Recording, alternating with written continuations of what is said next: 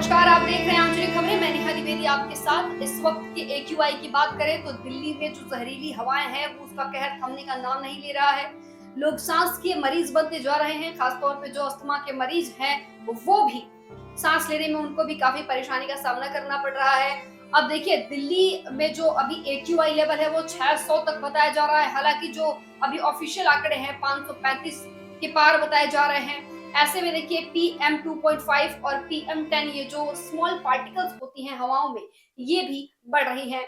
लोगों का कहना है कि ग्लोबल वार्मिंग इतनी ज्यादा इसकी क्षति हो रही है जिसकी वजह से काफी दिक्कतों का सामना करना पड़ रहा है दिल्ली वालों को। इसके साथ ही देखिए, कृत्रिम बारिश और तमाम जो योजनाएं जैसे कि ग्रैप यानी कि ग्रेडेड रिस्पॉन्स एक्शन प्लान जो बनाया जा रहा है, इसमें भी देखा जा रहा है कि दिल्ली वालों को कुछ राहत नहीं है।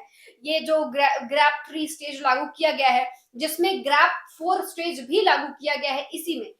हालांकि देखिए, ग्रैप 4 लागू नहीं है, ग्रैप 3 में ही ग्रैप 4 के सारे नियम डाले जा रहे हैं ताकि दिल्ली वालों को कुछ काम आसान हो जाए, दिल्ली वाले थोड़े आराम महसूस करें। लेकिन ऐसा कुछ फील अभी नहीं किया जा रहा है क्योंकि दिल्ली में इस तरीके का माहौल नहीं दिखाई दे रहा है। अभी भी कंस्ट्रक्शन चल रहे हैं, गाड़ियां वहां से गुजर रही हैं, एयर पॉल्यूशन बढ़ रहा है। एयर पॉल्यूशन के साथ साथ एक जो और नियम लागू किया गया था कि 50% जो एम्प्लॉइज हैं वो वर्क फ्रॉम होम करेंगे। लेकिन मेट्रो और सड़कों की हालत देख के ऐसा बिल्कुल नहीं लगता है कि 30% लोग भी वर्क फ्रॉम होम कर रहे हैं। तो हमारे साथ इस वक्त मौजूद थे डॉक्टर प्रोफेसर यशपाल सिंह जी, जिन्होंने बात की हमसे दिल्ली पॉल्यूशन पे। तो चलिए उनकी ये खास रिपोर्ट देखते हैं। बहुत बहुत धन्यवाद नेहा द्विवेदी जी। जी। आपके चैनल पे आने के लिए बहुत बहुत शुक्रिया। पॉपुलेशन कितना इनफ्लो है, हाँ। उसकी सरकार ना हमारी, जो उसकी चिंता ना हमारी सरकार को है, ना जो लोग राजशाही में हैं, जो ऑफिसर हैं, जो कंट्रोल कर सकते हैं, ना उसमें है।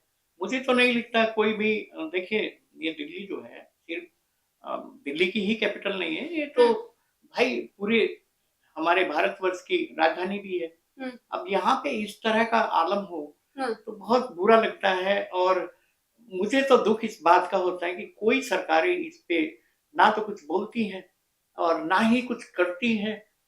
दूसरे प्रदेशों पर डाल देती हैं, पंजाब में पराली जलाई जा रही, उत्तर प्रदेश में पराली जा रही, राजस्थान में पराली, अरे भाई हरियाणा में जलाई जा रही। अरे भाई, किसी को ब्लेम गेम करने का, एक छोटी सी कहावत है हिंदी की कि भैया अपनी निवार तनु और नाल की, अरे अपनी गठरी समार तनु चोर नाल की। चोर क्या कर रहे हैं तुझे क्या परवाह है, कहां से आ रहा उसको छोड़, अपनी दिल्ली को सेफ बना। अभी कुछ दिन पहले आपने भी नेहा जी अखबारों में देखा होगा, हमारी आदरणीय यशस्वी मुख्यमंत्री जी जो बहुत जोश खोश के साथ आई हैं, जवान है, रेखा गुप्ता जी की बात कर रहा हूँ। उनका एक स्टेटमेंट आया था कि मुझे धूल नहीं दिखाई देगी। अच्छा। अरे भाई, इतनी मोनोपोलिटिक, इतना डिप्लोमेटिक स्टेटमेंट आप कैसे ले सकती हैं? आप एक सड़क बनाती हैं, आप एलिवेटर बनाती हैं, आप नई सड़क बनाती हैं, क्या उसके मेंटेनेंस के लिए आप किसी आदमी को नियुक्त करती हैं? नेहा जी, मैं आपका ध्यान चाहूंगा, यहाँ पे शीला दीक्षित सरकार थी और कॉमनवेल्थ गेम हमारे यहाँ हुए थे शायद 2006 में थे शायद।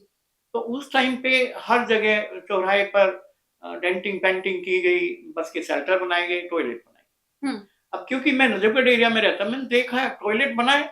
अरे भाई, टॉयलेट बना, पानी कहाँ से आएगा? उस जगह पे टॉयलेट बना जहाँ पानी का कोई सप्लाई ही नहीं है। भैया उस टॉयलेट को बनाने का इतना सारा उसमें क्रोम के प्लेटफॉर्म लगे, सुंदर दिखा दिया, अंदर आदमी गया, इतनी बदबू है क्योंकि पानी नहीं है। देखिए, ये एक समस्या जो है ये सरकार की नहीं है, ये एक आम आदमी से जुड़ी हुई है। क्योंकि सांस तो प्रधानमंत्री भी लेंगे, मुख्यमंत्री भी लेंगे, मंत्री भी लेंगे, जंत्री भी लेंगे, एक आम आदमी भी लेगा, एक बच्चा भी लेगा।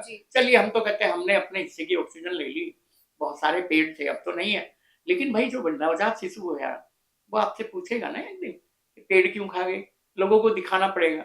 हम दिखाते हैं 2050 में क्या होगी, तो हम देखते हैं एक आदमी के पीछे सिलेंडर, भाई ये क्या है ना, बोले इससे ऑक्सीजन लेगा, ऑक्सीजन का लेवल कम हो जाएगा। इसके लिए सबसे बड़ा बात ये है जो RWA है, कितना कूड़ा यहाँ इकट्ठा होता है, पेड़ पहाड़ बन गए थे, आपने भी सुना होगा।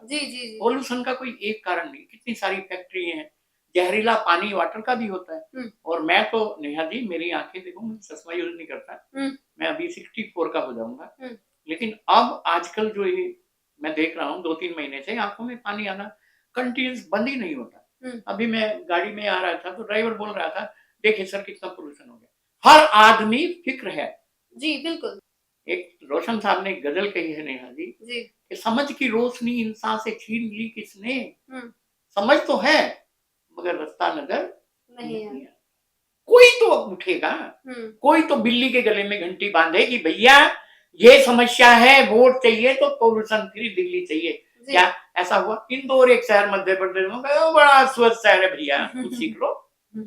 तुम इतनी स्टडी जाके विदेश में कराते हो, सारे मंत्री जंत्री सर आईएएस इसके लाइन पीछे लगी। का सर दिल्ली में पोल्यूशन का कारण तो देखिए ऊपरी तौर पे सबको पता है, लेकिन इसके पीछे आम जनता के बाद क्या सिस्टम भी इसके पीछे, सिस्टम का भी हाथ है। सरकारी तंत्र क्या कर रहा है, मैं तो ये कह रहा हूँ। क्या भगत सिंह साहब ने असेंबली में एक बम फेंका, उसने कहा था, लिखा था उसने पत्र कि भाई मैं किसी को मारना नहीं चाहता। इसका मतलब ये था कि बहरी सरकार को सुनाना चाहता हूँ। अब मेरा तो कई बार मन करता मैं भी एक, भैया जरा देख लो तुम्हारा पोल्यूशन का क्या हाल है। सिर्फ राजनीतिक विरोध ने, भैया ये उसने दे दी, किसी दूसरे को ब्लेम गेम करना। सरकार तुम्हारे हाथ में, तुम राजा हो, यहाँ के मंत्री हैं, जंत्री हैं, अधिकारी हैं, वो भी तो कुछ करें ना। डीपीसीसी है, पोल्यूशन कंट्रोल बोर्ड, कितने लोगों के पास पोल्यूशन कंट्रोल बोर्ड मिलता है। क्या कोई आपने, तब तो ये था कि भैया आप गाड़ी रोक दो, पोल्यूशन मत करो, अब तो ग्रीन एनर्जी आपके पास है भाई। फिलहाल के लिए बस इतना ही। जुड़े रहिए हमारे साथ, देखते रहिए आंचलिक खबरें, अपनों की खबर आप तक।